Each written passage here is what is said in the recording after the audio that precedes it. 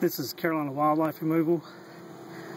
We are removing a honeybee swarm from Chapel Hill, North Carolina.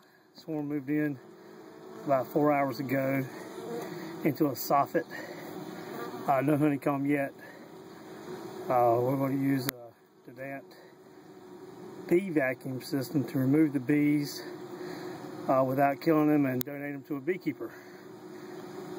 Carolina Wildlife Removal.